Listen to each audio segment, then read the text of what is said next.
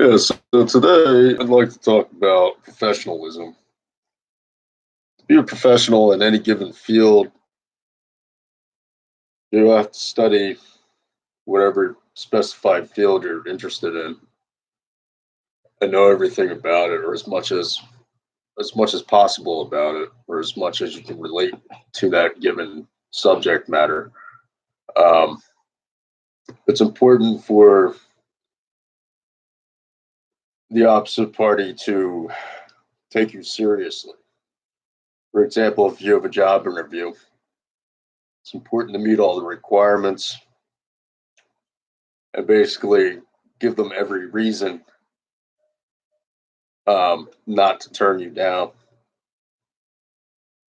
That's basically it. And then on your way of getting there,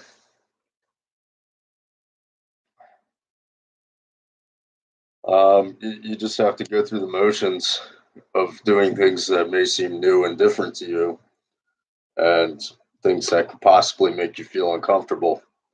Both repetition and practice, um, always striving to improve for the better. You should become better at it. Um, the worst thing you could do is be in a situation where somebody doesn't take you seriously. If they don't take you seriously, they'll move on to somebody else. Confidence is very important. Professionalism is very important. You want to know in and out whatever your field of interest is. You want to be able to demonstrate or show any credentials that are required for that given position. Basically, it's like a checklist. As long as you meet that checklist, you give them all the reasons of why you can be taken seriously. Um, it's basically it. You just give them what they want, what they expect. Play the part, whatever that part may be. Dress accordingly, act accordingly. Um, you very much be like an actor, if you will, for different scenarios. Um, let's say, for example, I wanted to get into a trade of HVAC. This might sound stereotypical, but I think there's some truth to it. I could probably grow out like a big beard or something like that. And, I would look more like a tradesman because a lot of the guys in HVAC, they have beards and things like that. I wanted to be a detective. I could grow out a mustache or something like that. And, you know, you almost play the role, basically. You play the role, whatever field you're trying to get into. You're trying to aspire for something greater, you're at a lower position. You just communicate your needs and you dress professionally, um, and you demonstrate through your actions that you're capable of more.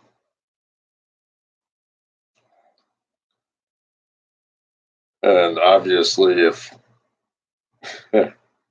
let's say theoretically, if I ever wanted to try to be like an attorney or something like that, you know, I wouldn't go in there with a beard like the HVAC guy. I would probably have a clean shaven face and I would act and dress and carry myself accordingly to whichever profession I would be interested in pursuing.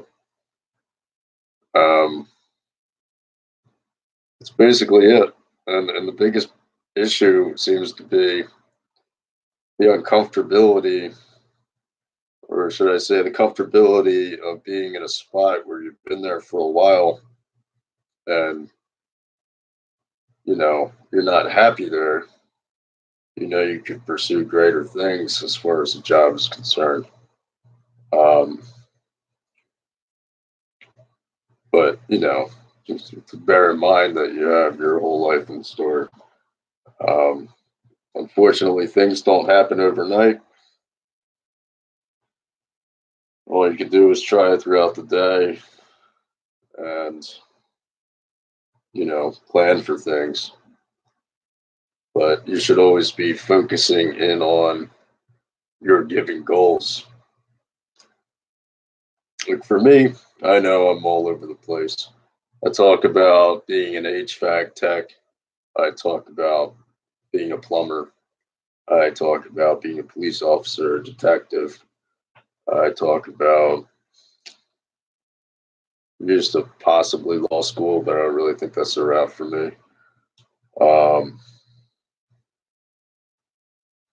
but yeah, I talk about CDLs and truck drivers and obtaining my CDL credential and all kinds of things. Um, because my personality type, I I was never really content with just sticking with one particular profession. And if something were to happen, um, where I was not able to get into a police department, possibly, I didn't want to put all my eggs in one basket. I wanted to have things to fall back on because things happen all the time, especially when you don't work for yourself. Um, when you don't work for yourself, you're working for somebody else, and just the idea of someone else being in charge of my life, my finances. To me, when I go to work and get a paycheck, I don't try to kiss the boss's ass. I really don't. Because from my perspective, I go there, I show up, I put my time in, they pay out what little they do, they get their money's worth out of me, for like pennies on the dollar. And I don't feel as though there's a need to even say thank you because I work for the money and I exchange my time that I'll never get back for money that's just going to circulate out just as fast as it came in.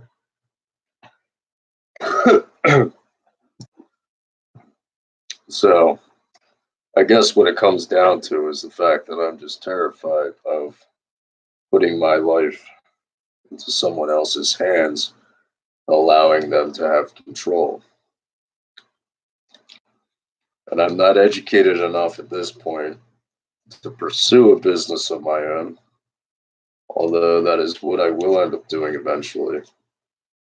But for now, a CDL is a credential that doesn't take a long period of time to obtain. It's a realistic goal. It's affordable. The industry pays well. There's a demand for CDL truck drivers. Not everybody wants to be out on the road. You'll find that with a lot of higher paying jobs too, that don't require a lot of education. And the only reason why most of the time they're willing to compensate you more is because a lot of people don't want to do those given positions or those jobs. If there's a higher risk of death in certain jobs, such as working on distribution power lines,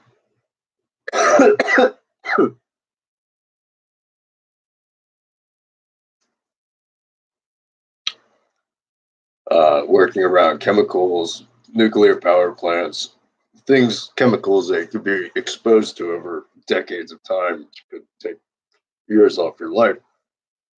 They're willing to compensate people more for that. So that's pretty much why they do it. Anyway, not everybody can just jump into a business. Not everybody can get a loan from somebody or has a family relative where they could, you know, guide them or lend out some type of loan to get some business started right away. So you just have to go about it the traditional way, working a job, networking, and just pursuing whichever career you want to get into, and you know, just give them what they want, and have different options to fall back on. So if shit ever does hit the fan, you have other routes to go. Um, with me, I would have three other routes to go. Get into security, this whole law enforcement training stuff, college, about halfway through the degree. So I'm going to have my three components of my life or my business would be trades. So that's plumbing and HVAC because they're two in one. It's pretty uncommon for them not to have a company that has both plumbing and heating, and that's a high paying trade. Then you have law enforcement, and there's all kinds of routes with that you can go, including civilian jobs. And then thirdly, you have the CDL driver or truck or Class A CDL credential,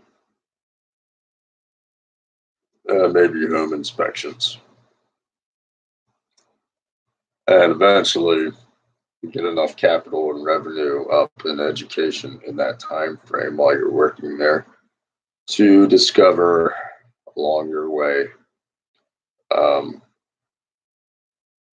of how to invest that capital that you've been able to put away from those jobs and whatnot, to pursue bigger goals such as obtaining a business and how to market that business accordingly, where you're going to be profitable and comfortable, and you're going to provide services to the masses on a large scale. So basically, all professionalism comes down to, really, guys, is just knowing your stuff,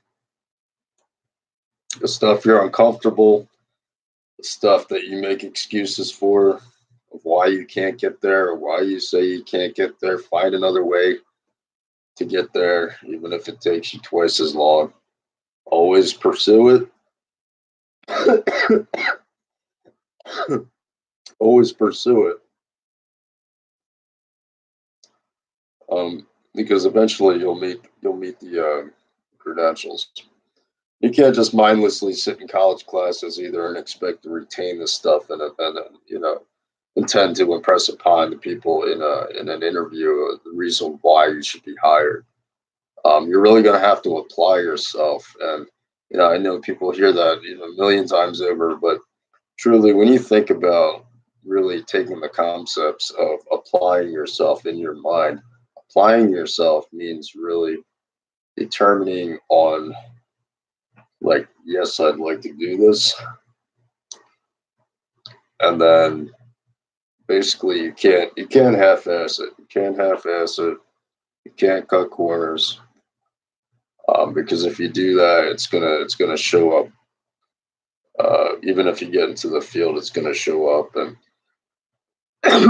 you're gonna fall short because people are creatures of habit. So you're gonna want to pursue something worthwhile. Do it 100%, even if it takes longer.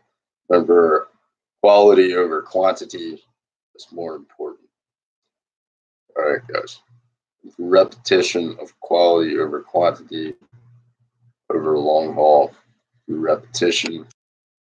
I would say after 10 years in some industry, you'd be pretty proficient, if not one of the best employees or workers if you chose to go the employee worker route, in addition to and or employee slash business owner. So that's all. Just give them what they want. Give them no reason to turn you down. Know your stuff, and have them take you seriously.